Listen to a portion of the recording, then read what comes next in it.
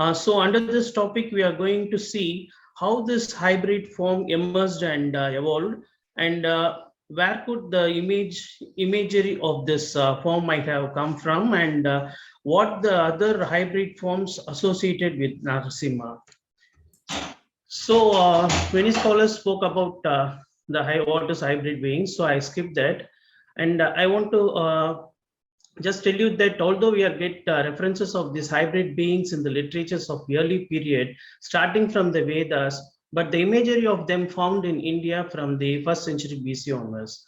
But we also find a different group of hybrid beings in the Indus Valley civilization in India around 3500 BC to 1500 BC. Thousands of Seatite seals have been recovered from Mohenjo-daro, Harappa, and other Indus Valley sites give us lots. John Marshall observes that the evidences of Mohenjo-daro for zoology is far more abundant than for that of tree worship, closely akin to them, but of more complex form, or the composite creatures, part of ram or goat, part bull and part elephant, with human countenance figured on seals. See in this slide, horned tiger we are seeing, and sorry. In the next slide, next image, you see a centaur-like hybrid being, and in the last one, you see a horned female. Horned female is fighting with a horned tiger, and her lower part is of animal with tail and hooves. Since my topic is on Narasimha, I want to highlight some of the lion-headed gods in ancient civilizations. In ancient civilizations like Egypt and Macedonia, we often find gods and goddesses with extraordinary powers and have animal combinations in their forms. For example, Aiyar is an ancient Egyptian lion god who guarded the gate of the dawn through which the sun emerged every day. He mostly shown in a zoomorphic form only, as a double line sitting back to back, or in some images he shown as a single line with 2 4 parts. And Sekhmet is also a very powerful ancient Egyptian goddesses of war. All this I have took because their characters and some similarity in the imagery are associated with Narasimha. So, and Sekhmet is an male form of this Sekhmet. And there are some other leonine deities also there, and this have been explained yesterday by Dr. Nanda Krishna very well, explaining how they are totemic cults and how they have the ethnological impact on them. In the first image, you see Sekhmet is Menhet is standing, lion-headed goddesses, and second one is another Sekhmet. War deity. Sekhmet means the powerful one, and she is war deity with the lion head. And the last one is Ramses invoking Sekhmet into her male form, that is Sekhmet queen. This is a Mesopotamian demon known as Pasusu. This is has very similar qualities of Narasimha. As you see, his claws are lion claws, and he has wings of an eagle and the tail of a scorpion. And Pasusu means king of the evil wind demons. But he was also often seen on amulets which were used as protection during childbirth. Though they are demons, in some cultures, the demons also worshipped in another context, that they will protect them from evilness. So here this Pasusu protects the people from particularly the child from the childbirth. Has some similarity. I see some similarity of him with Narasimha, who also protected Prahalada in this mythology. Now we see some another lion man from Roman Mithraism. The worship of Mithra was practiced in the Roman Empire from about the 1st to 4th century CE. In this Roman Mithraism, you see one of the most characteristic feature of the Mithraistic is the naked lion-headed Leonard Profession figure often found in Mithraic temples. He is enfinned by a serpent with the snake's head often resting on his lion's head. The lion's mouth is often open. Giving a horrifying impression, he is usually represented having four wings, two keys, sometimes a single key, and a scepter in his hand. Narasimha too holds scepter in his hand sometimes, and the figure is standing on a globe inscribed with a diagonal cross. The name of the figure has been deciphered from dedicatory inscriptions to be Arimaneus, which is nominally the equivalent of Ahriman, a demon figure in the Zoroastrian pantheon. Arimaneus is known from inscriptions to have been a god in the Mithraic cult, while some scholars identify the lion man as Aiyar. Others assert that it is Ahriman. Here you see a drawing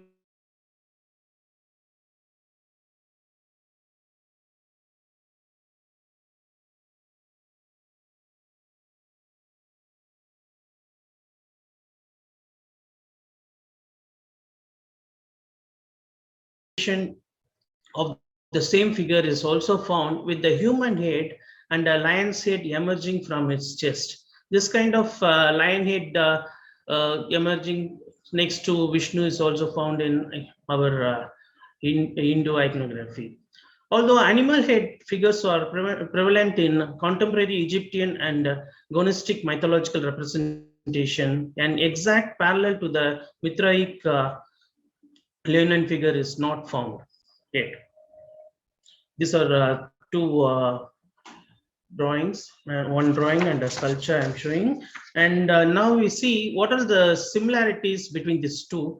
It is in the comparison with the Proto-Aryan god Ahriman in the religion of Mithra of ancient Iran that we find the greatest similarities with Narasimha, both of whom were solar guardian deities and monarchs of the heavens. Ahriman was a warrior with a lion's head and human body, a trait inherited by Narasimha. He has wings to indicate flight, just as Narasimha as Vishnu was served by the eagle. Ahriman was wrapped within the coils of the snake, while Narasimha is seated on the snake and hooded by the reptile. Just as Mithra stood on the globe as the creator and protector of all living beings, Vishnu is the protector of the world. As Mithra came out of the rock, Narasimha came out of pillar. Ahriman wears a thunderbolt on his chest, and Mithra wears the Srivatsa, a symbolic representation of goddess Lakshmi. Mithra's temples are found in underground cellars and caves. Narasimha too is a cave dweller with his shrines situated in caves and dark recesses. Ahriman holds the scepter, while some early sculptures of Narasimha hold the scepter too. Mithra is escorted by two figures, Catus and Catopatus, torchbearers of Mithra. Vishnu's doorkeepers were Jaya and Vijaya, who were born as the demons Hiranyaksha and Hiranyakashipu. Hiranyakashipu was killed by Narasimha. Thus, the Narasimha Avatara, we see the Indian version of an ancient Iranian deity. He was identified with the solar Vishnu. Here you see the image of Catus and Catopatus, torchbearers of Mithra, and these are modern sculptures of Jaya and Vijaya, the doorkeepers of Vishnu. You see some of the attributes are similar to each other. Now we move on to the lion-headed god of Narasimha. I hope you all know the mythology behind the Narasimha Avatara. So I just spoke about the mythology, about the imagery of the god. The political situation which prevailed in India played a vital role in the iconographical development of Narasimha. India was invaded and ruled by Central Asian tribes, Persians and Greeks. With them came ideas of protected deities. Narasimha, a guardian deity, attained popularity during the period.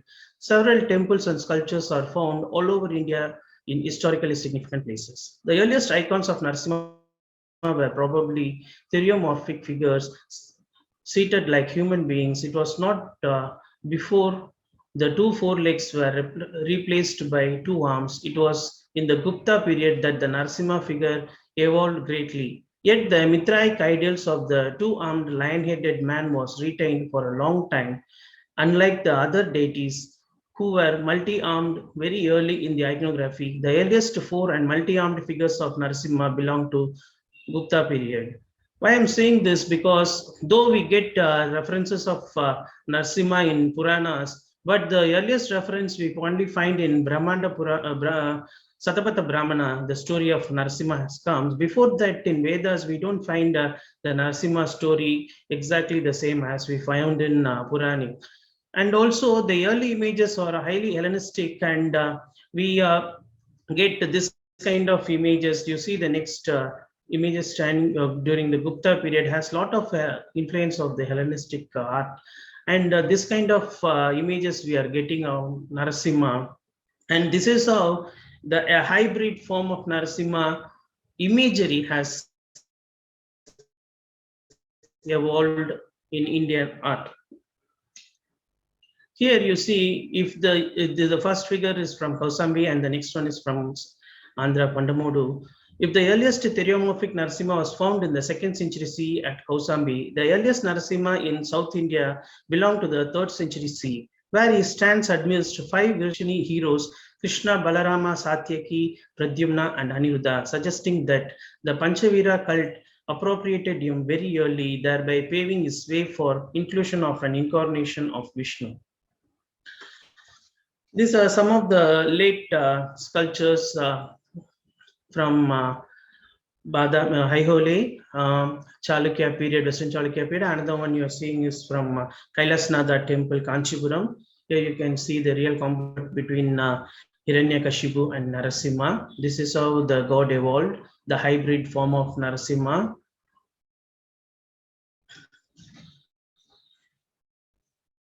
The Sarabeshwara Murti is, as Madam pointed out, Kumud Kanikar, about how this rival icon has evolved. And this was closely related with the Narasimha incarnation of Vishnu. Shiva is said to have assumed the mythical form called Sarabha Murti, a combination of human, animal, and bird elements of subduing Vishnu in his Narasimha Avatara. According to one version, Shiva took this form to destroy Narasimha, who killed Hiranyakashipu, a devotee of Shiva. However, there is no reference to Hiranyakashipu, a devotee of Shiva, and this form reflects the sectarian rivalry between the Saivas and Vaishnavas. In the Chola period, Saivism attained prominence, and during this time, we come across several images of Sarvamurti in Shiva temples.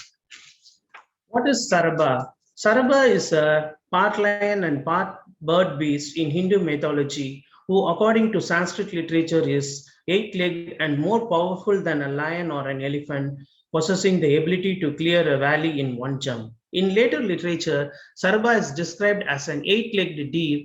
In Puranic literature, Sarabha is associated with God Shiva, who incarnated to subdue various Narasimha manifestation of Vishnu. In the Shiva Purana, the Sharabha Upanishad portrays Sharabha with 2 heads, 2 wings, 8 legs of the lion with sharp claws and a long tail. The Kalika Purana describes Sharabha as black in color, having 4 legs of lion and another 4 legs above the body in an uplifted position. With an enormous body, it also has a long face and beak, nails, 8 legs, 8 tusks, a cluster of manes, and a long tail. It jumps high repeatedly, making a loud cry. The iconography of Sarvamurti is specifically defined in texts such as Kamikagama and Sri Tattvanidhi. In Kamikagama, Sarabha is described in the form of a bird with golden color, with 2 uplifted wings, 2 red eyes, 4 legs in the form of a lion, touching the ground, 4 legs with claws upwards, and with an animal tail. The top part of the body is shown as a human butt with the face of a lion with an ornamented crown. Side tusks are also depicted, giving an overall frightening sight. It also shows the Narasimha beneath Sarabha's legs as a lion faced human with Anjali. You can see this is a late period painting. In this, you can clearly see all the features explained in the Agamas.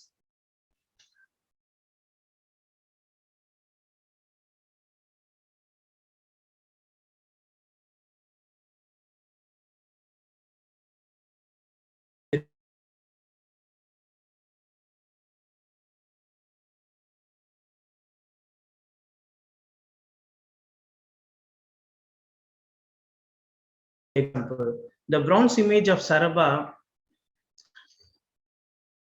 the bronze images of Sarabha at Tirubonam is represented as an icon with 3 legs, the body and face of lion, a tail and 4 human arms. In the right upper hand is the Parasu, in the lower right one, the Pasa, the upper left one, the Mriga, and in the lower left, Agni. With the front leg, Sarabhamurti is immobilized Narasimha, who is struggling against his opponent with 8 arms. One of the pearls is in the Anjali Hasta. In the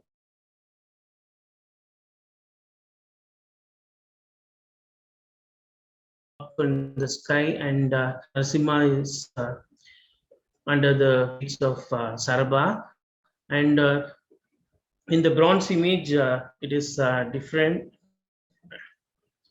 He only has 4 legs.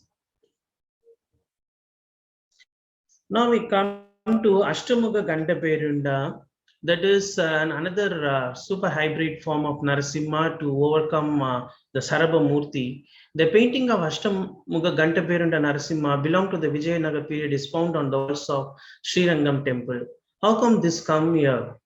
The temple of Srirangam, situated on the island of Srirangam, is one of the largest temple complexes in South India. The earliest epigraphical record from the temple belongs to Parantaka Chola during the Jatavarma Sudra Pandya's region. The Srirangam temple benefited a lot by his contributions. The Hoysala king Veera Narasimha too also took part in the expansion of this temple complex. In his time, a shrine for Venugopala was built and high up on the Gopuram in the middle of the eastern Chitra Street is engraved the Gandaberunda, the insignia of Hoysalas. Srirangam also enjoyed the royal patronage of the Vijayanagar kings during 15th and 16th centuries. Akshadaraya started building the 7th enclosure to this temple complex, and he added Raya Gopurams to this temple. He also renovated the temple complex, and during that time, they were influenced by the Hoysala Gandaberunda, created this Gandaberunda painting of Narasimha. What is Gandaberunda? It's here you see the Gandaberunda in 2-dimensional depiction shows a symmetrical image similar to the double-headed eagle, while other images show the long tail feathers resembling a peacock. In Channakeswara temple of Belur, Karnataka, Gandaberunda, the 2-faced bird is carved as a scene of chain of destruction, result in destruction of universe. The bird is generally depicted as clutching elephants and lions in its talons and beaks, demonstrating its immense strength. This is a powerful representation of Gandaberunda. So this Gandaberunda was took up, and it was mingled with Narasimha form of Vishnu. And not only that, they have added more to it. The patronization of Vaishnavism during the Vijayanagar period paved the way to form a counter image for the Sarabeshwara, which is that of Ashtamuga Gandaberunda Jwala Narasimha. The Srirangam painting depicts this form as Narasimha seated in Lalitasana on a throne with 30 arms and with 8 heads. 2 spread out wings on the back are prominent, and the flames of the fire above his crown displays his angry mood. On the folded left lap of Narasimha, 2 figures are lying, one over the other, the lower one being Hiranyakashipu and the other over him is the Sarabha bird, the Sarabeshwara form of Vishnu. Ashtamuga Gandaberunda is in the act of tearing the abdomen of the Sarabha bird. That is actually the real weapon for Narasimha is, according to the mythological story, nor wet or not dried nail. He chose a nail to kill tear open the abdomen of the Ashura and kill. That is why they have given the lion's claws with nails as a weapon to this god.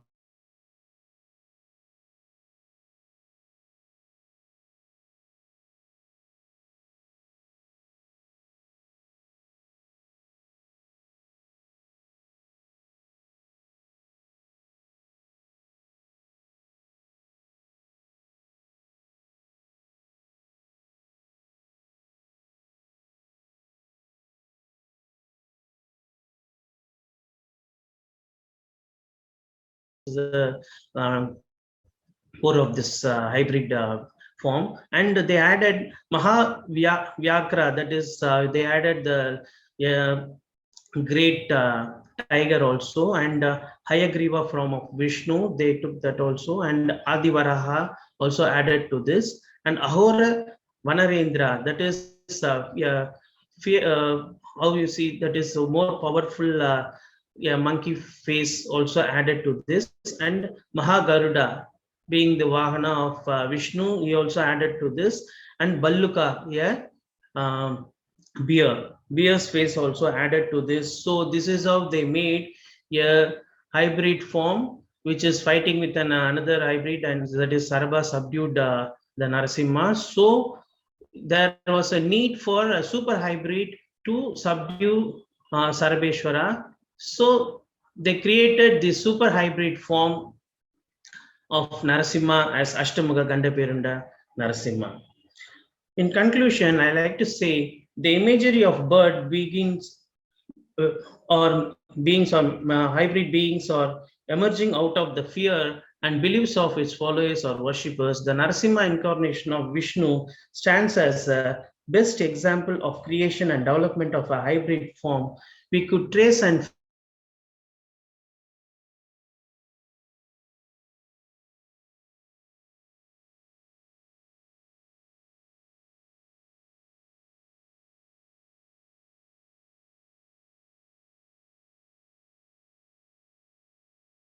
influences on them either as an attribute or as animism. Sometimes rivalry between the religious or subsects of the same religion paved way for the emergence of these hybrid forms of the gods and goddesses. Thank you.